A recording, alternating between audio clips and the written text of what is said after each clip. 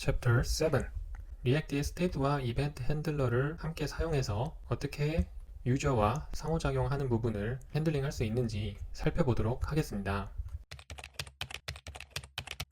좋아요 버튼을 생성하도록 하겠습니다. 홈페이지 UI 컴포넌트 안에 이렇게 버튼을 생성을 하고 여기에서 사용할 이벤트 핸들러라고 해서 수많은 이벤트 핸들러들이 존재하는데 그 중에 가장 많이 사용하게 되는 온클릭 이벤트를 사용해서 버튼이 클릭이 되었을 때 어떤 상호작용을 만들 수 있는지 보도록 하겠습니다.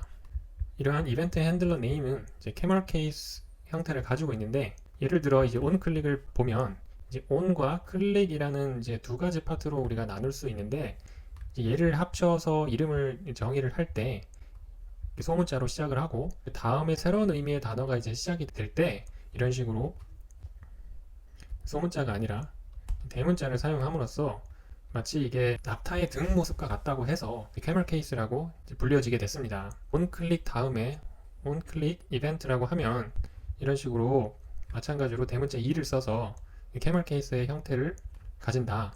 이벤트 핸들러는 이러한 캐멀 케이스의 형태를 가지고 있다. 그 외에도 온체인지라든지 온서밋과 같은 다양한 이벤트 핸들러들이 존재한다. 그럼 이러한 이벤트 핸들러를 가지고 우리가 이제 리액트 컴포넌트에서 무엇을 할 수 있느냐? 이러한 펑션을 우리가 생성을 해서 정의한 이 핸들 클릭 펑션을 이 버튼 태그의 온클릭 이벤트 핸들러에 어사인을 해주게 됩니다. 이렇게 되면 온클릭 버튼이 클릭이 되었을 때 이 핸들 클릭 펑션이 이제 실행이 되게 되는 것이죠. 여기서 우리가 여기에 넘겨주는 이 핸들 클릭은 callback 펑션이라고 해서 이 펑션은 이 onClick 유저가 이 버튼을 클릭을 완료한 다음에 핸들 클릭 펑션이 실행된다. 이렇게 이해를 하시면 될 것 같습니다. 테스트를 해보면 여기 우리가 방금 생성한 버튼이 있고 우리가 이걸 이제 클릭을 하게 되면 클릭을 하고 났을 때 펑션 안에 콘솔 로그가 이렇게 문자를 찍어내는 것을 보실 수 있습니다.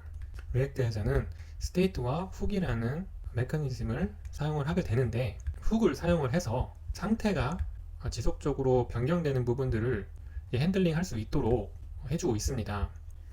가장 큰 예로 토글 버튼처럼 on과 off의 두 가지 스테이트가 변경되는 거라든지 좋아요의 개수가 실시간으로 변경된다라든지 이런 부분들을 실시간으로 UI에 렌더링을 해줄 수 있도록 useState라는 훅을 제공하고 있습니다. 이 useState는 Array Destructuring이라는 테크닉을 이제 사용하고 있는데 기본적인 형태가 이런 식으로 구성이 되어 있습니다. 홈페이지 UI 컴포넌트에 React useState 훅을 이런 식으로 정의를 하게 되면 이 부분은 이제 variable로서 작용을 하게 되는 거고 이 setLikes는 이 likes를 업데이트 할 수 있도록 해주는 일종의 펑션의 기능을 하고 있습니다. 통상적으로 이름을 좋아요에 관련된 거기 때문에 likes라고 하고 이제 업데이트를 해주는 이 부분은 set을 붙여서 setlikes라고 이름을 지어줄 수가 있는데 어떤 이름이 되어도 상관은 없지만 이런 식으로 이름을 지어준다고 하면 이 코드를 봤을 때 직관적으로 쉽게 이해할 수 있는데 도움이 됩니다. 우리가 이렇게 이제 useState 괄호 안에 이렇게 이제 정의를 해주게 되면 안에 아무 값이 없죠.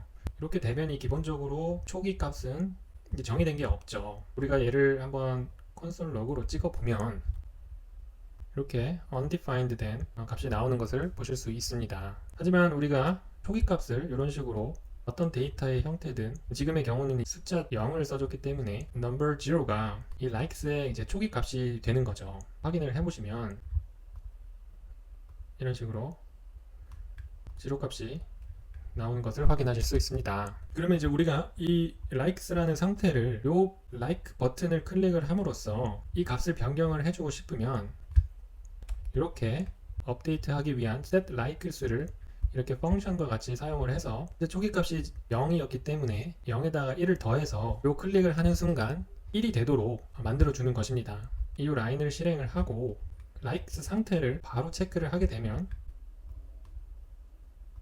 이런 식으로 0가 먼저 나오고 그 다음에 계속 상승을 하게 되는데 하지만 이 likes 상태값 체크를 이 펑션 밖에서 실행을 하게 되면 이렇게 바로 1부터 상승하는 것을 보실 수 있습니다.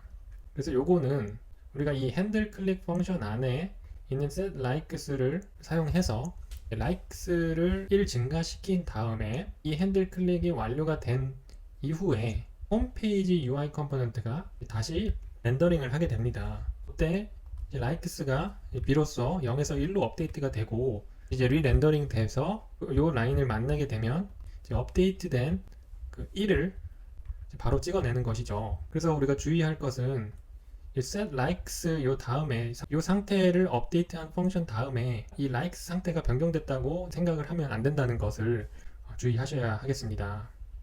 변하는 요 likes 상태를 버튼 태그에서 표현을 해주고 싶으면 이렇게 curly bracket을 사용을 해서 표현을 해주면 클릭을 할 때마다 상승되는 숫자가 그 옆에 변하는 것을 확인하실 수 있습니다. 이 use state는 그 use state를 정의한 그 UI 컴포넌트 안에서 주로 사용되도록 디자인이 되어 있고 이러한 child 컴포넌트에 이런 식으로 넘겨주어서 child 컴포넌트에서 받아서 사용할 수가 있습니다. 그래서 우리가 지금까지 알아본 부분은 리액트에서 기본이 되는 상태를 핸들링 하는 것을 use state라는 훅을 써서 하는 부분을 살펴보았고 좀 더 상세한 그 스테이트 핸들링에 대한 부분은 이렇게 React 다큐멘트에 가보시면 자세히 아실 수 있습니다. 퀴즈를 보시면 prop과 state가 다른 점이 무엇이냐, props는 기본적으로 읽기 위한 정보로서 컴포넌트들 안에서 넘겨받으면서 그 정보를 이제 공유를 하는 데 쓰여지고 state는 버튼 클릭과 같은 유저의 상호작용에 의해서 변하게 되는 정보를 다룰 수 있게 해주는 부분이기 때문에 A가 맞겠죠. 확인을 해보시면 그래서 이렇게 해서 use state라는 리액트의 가장 대표적인 훅을 사용을 해서 사용자의 상호작용에 의해서 변하는 정보들을 어떻게 업데이트하고 디스플레이 해주는지에 대해서 핵심만 살펴보았습니다. 다음 챕터 8에서는 지금까지 배운 이러한 핵심 리액트 컨셉 위에 Next.js를 어떻게 사용하게 되는지에 대해서 알아보도록 하겠습니다.